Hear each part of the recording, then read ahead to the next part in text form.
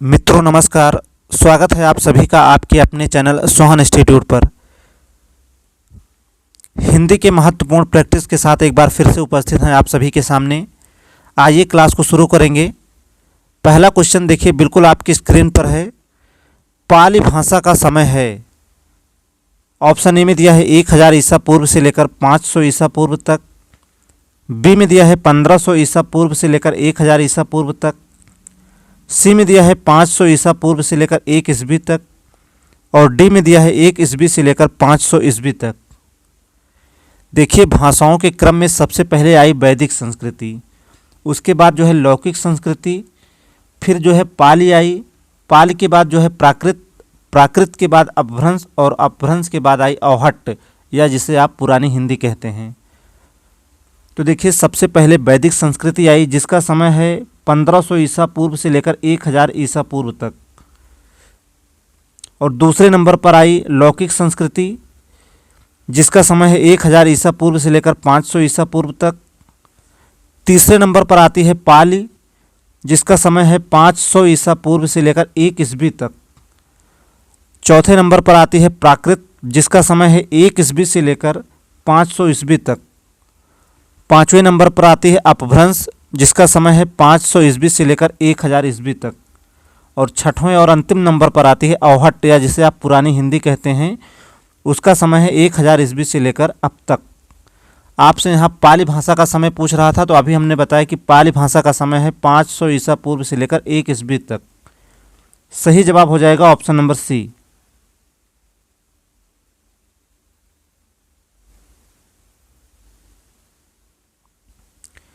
चलिए आगे बढ़ेंगे। पवन शब्द है, पुल्लिंग है, स्त्रीलिंग है, उभयलिंगी है या फिर नपुंसक लिंग है। देखिए पवन, विनय, सहाय ये सभी शब्द जो हैं उभयलिंगी होते हैं। सही उत्तर हो जाएगा ऑप्शन नंबर सी। देखिए आपसे चाहे पवन शब्द पूछ ले, विनय पूछ ले, सहाय पूछ ले, ये सभी शब्द जो हैं उभयलिंगी होते हैं।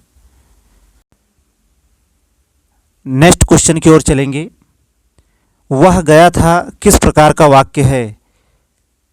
पूर्ण भूतकाल है, सामान्य भूतकाल है, संदिग्ध भूतकाल है या फिर अपूर्ण भूतकाल है। देखिए अपूर्ण भूतकाल और संदिग्ध भूतकाल यहाँ बिल्कुल नहीं होगा। देखिए भूतकाल में 3 प्रकार से सवाल बनते हैं, एक पूर्ण भूतकाल से, सामान्य भूतकाल से और एक आसन्न भूतकाल से। आसन्न भूतकाल में देखिए सहायक क्रिया हैं, हूँ लगी होती है, तो यहाँ देखिए हैं, हूँ लगा नहीं है। और सामान्य भूतकाल में जो है सहायक क्रिया नहीं होती है, तो सामान्य भूतकाल भी हमारा उत्तर नहीं होगा।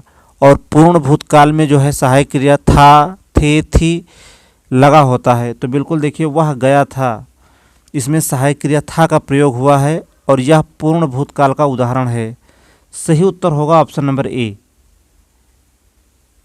चलिए आगे बढ़ेंगे। निम्न में विधि सूचक वाक्य है। ऑप्शन ए में दिया है मैंने 1 वर्ष तक उसकी प्रतीक्षा की। बी में दिया है मुझे खेद है मित्र। सी में दिया है एक क्षण के लिए वह आहत हो गया। और डी विकल्प में दिया है अध्यापक को पढ़ाना चाहिए। देखिए इस प्रश्न का उत्तर सभी लोग कमेंट में ज़रूर करेंगे। देखिए आप सभी जो है प्रत्येक प्रश्न का उत्तर कमेंट में ज़रूर दिया करें। देखिए इससे क्या होता है कि प्रत्येक प्रश्न का उत्तर जो है आपके माइंड सेट में पूरी तरह से बैठ जाता है। आपको यह समझ आता है कि हमने कहाँ गलतियाँ की थी। यदि आपका सही है तो आपका रिवीजन हो जाता है, यदि आपने गलती की होती है तो यह आपके माइंड सेट में बिल्कुल बैठा रहता है कि हाँ हमने यहाँ गलती की थी। तो बहुत कुछ सीखने को मिलता है इससे। तो आप सभी लोग जो है उत्तर ज़रूर दिया करें। देखिए जहाँ सिंगल वाक्य होता है वहाँ जो है विधि सूचक वाक्य होता है। देखिए अध्यापक को पढ़ाना चाहिए, यह एक इच्छावाचक वाक्य है, तो यह हमारा उत्तर बिल्कुल नहीं होगा। एक क्षण के लिए वह आहत हो गया। देखिए इसमें 2 वाक्य है, एक क्षण के लिए वह आहत हो गया, तो यह भी हमारा उत्तर नहीं होगा। मुझे खेद है मित्र, देखिए इसमें संबोधन कारक का जो है चिन्ह लगा हुआ है, इसलिए यह भी हमारा उत्तर नहीं होगा। और ऑप्शन ए में दिया है मैंने 1 वर्ष तक उसकी प्रतीक्षा की, यही जो है आपका उत्तर सही हो जाएगा। प्रश्न नंबर 4 का सही उत्तर होगा option number A.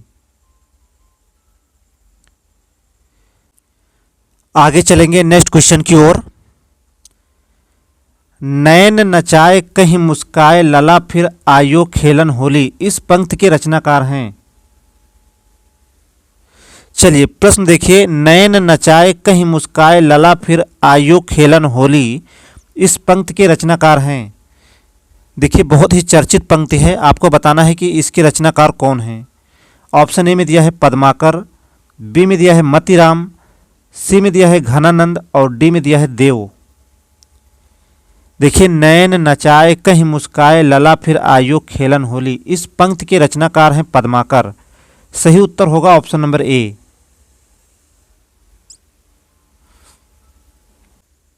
Next question की ओर चलेंगे। तेली का बैल होना मुहावरे का सही अर्थ क्या होगा। ऑप्शन ए में दिया है कठिन काम करना, बी में दिया है बात बात पर लड़ना, सी विकल्प में दिया है काम करने का बहाना बनाना और डी में दिया है बुरी तरह काम में लगे रहना। चलिए आप सभी उत्तर करें। देखिए तेली का बैल होना का सही मुहावरा होगा बुरी तरह काम में लगे रहना। क्वेश्चन नंबर 6 का सही उत्तर हो जाएगा option number D.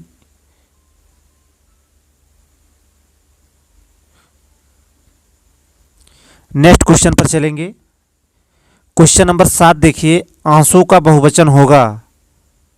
Option A में दिया है आंसू, बी में दिया है आंसुओं, सी में दिया है आंसुएं और डी में दिया है इनमें से कोई नहीं। देखिए कुछ शब्द ऐसे हैं जिन्हें बिल्कुल आपको नोट कर लेना चाहिए।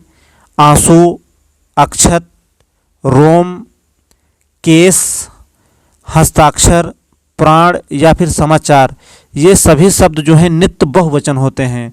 तो देखिए आंसू का बहुवचन होगा आंसू ही होगा। सही उत्तर होगा ऑप्शन नंबर ए। अगले क्वेश्चन पर चलेंगे। क्वेश्चन नंबर 8 देखिए, शुद्ध वर्तनी का चयन कीजिए। ऑप्शन ए में दिया है अधिशासी, बी में दिया है अधिशासी, सी में दिया है अधिशासी और डी में भी दिया है अधिशासी। देखिए चारों ही विकल्प में जो है अधिशासी दिया है, आपको बताना है किस शब्द की वर्तनी जो है शुद्ध है। देखिए ऑप्शन ए में जो अधिशासी लिखा है यही जो है पूरी तरह से सही है।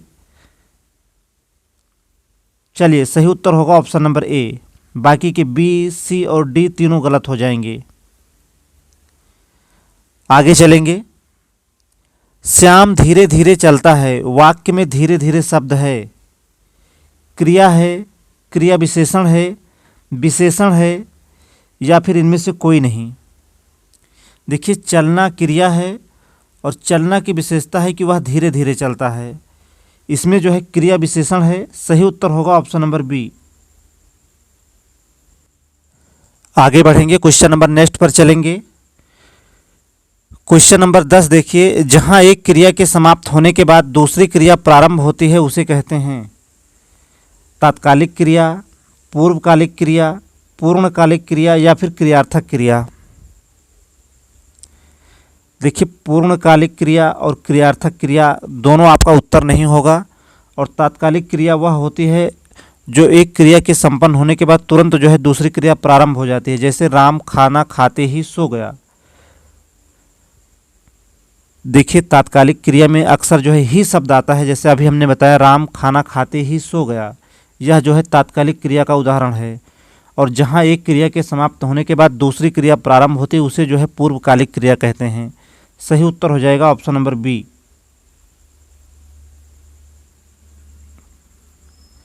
चलिए आप सभी लोग जो है क्लास को भी शेयर कर दें अपने मित्रों में। आगे बढ़ेंगे, क्वेश्चन नंबर 11 पर चलेंगे। जिस समास का पहला पद विशेषण और दूसरा पद विशेष हो उसे कहते हैं अव्ययीभाव समास कहते हैं, द्विगु समास कहते हैं, तत्पुरुष समास कहते हैं या फिर कर्मधारय समास कहते हैं। देखिए जिस समास का पहला पद विशेषण और दूसरा पद जो है विशेष होता है उसे जो है कर्मधारय समास कहते हैं। सही उत्तर हो जाएगा ऑप्शन नंबर डी।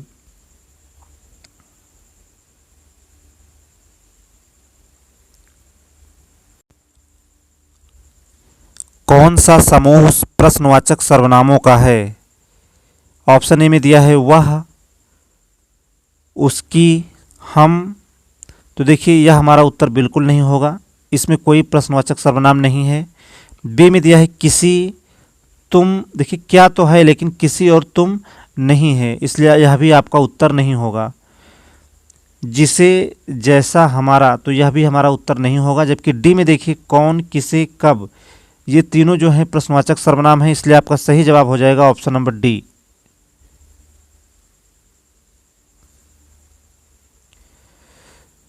चलिए नेक्स्ट क्वेश्चन पर चलेंगे।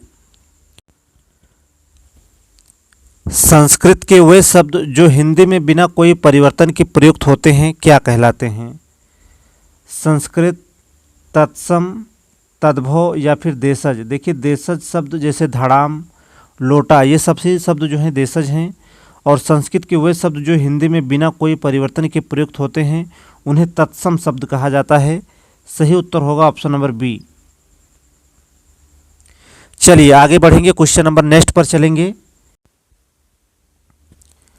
कौन सा क्रिया विशेषण रीतिवाचक नहीं है? ऑप्शन ए में दिया है थोड़ा, बी में दिया है अचानक, सी में दिया है कदाचित और डी में दिया है ऐसे। देखिए वह क्रिया विशेषण जो कार्य करने का तरीका बताता है उसे रीतिवाचक क्रिया विशेषण कहते हैं। देखिए थोड़ा जो है परिमाणवाचक का बोध करा रहा है, इसलिए यह रीतिवाचक नहीं है और यही आपसे पूछ रहा था, इसलिए आपका सही उत्तर हो जाएगा ऑप्शन नंबर ए। थोड़ा जो है परिमाण का बोध करा रहा है, यह परिमाणवाचक वाक्य है, इसलिए आपका यही जो है सही हो जाएगा, क्योंकि यहाँ पूछ रहा था कि कौन सा क्रिया विशेषण जो है रीतिवाचक नहीं है। तो अभी हमने बताया कि वह क्रिया विशेषण जो कार्य करने का तरीका बताता है उसे रीतिवाचक क्रिया विशेषण कहते हैं। देखिए ऐसे जो शब्द दिया हुआ है, वह ऐसे दौड़ा। देखिए वह ऐसे दौड़ा, उसका यह एक तरीका है। वह अचानक आ गया, उसके आने का तरीका है कि वह अचानक आ गया। तो यह भी जो है रीतिवाचक का उदाहरण है। और आपसे पूछ रहा था कि कौन सा शब्द है जो रीतिवाचक का उदाहरण नहीं है, तो आपका उत्तर हो जाएगा ऑप्शन नंबर ए। थोड़ा जो है परिमाण बोधक वाक्य है, इसलिए आपका सही उत्तर होगा ऑप्शन नंबर ए।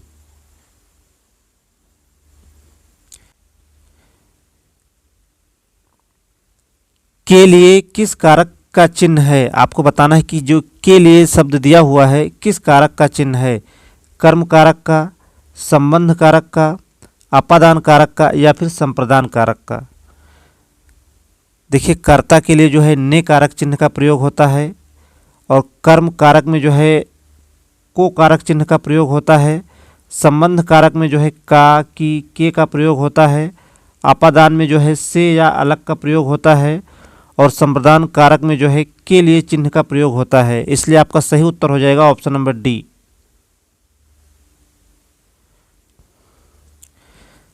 चलिए अगले क्वेश्चन पर चलेंगे। Question number 16। नवल सुंदर श्याम शरीर सजल नीरद सी कल क्रांति थी, इस पंक्ति में कौन सा अलंकार है? ऑप्शन ए में दिया है उत्प्रेक्षा अलंकार, बी में दिया है उपमा अलंकार, सी में दिया है श्लेष अलंकार और डी में दिया है रूपक अलंकार। आपको बताना है कि नवल सुंदर श्याम शरीर सजल नीरद सी कल क्रांति थी, इस पंक्ति में कौन सा अलंकार है? देखिए जहाँ जिस पंक्ति में आपको सा, सी, से, सम, सदृश, समान इस प्रकार के शब्द दिख जाए वहाँ पर जो है उपमा अलंकार होता है, इसलिए आपका सही उत्तर हो जाएगा ऑप्शन नंबर बी।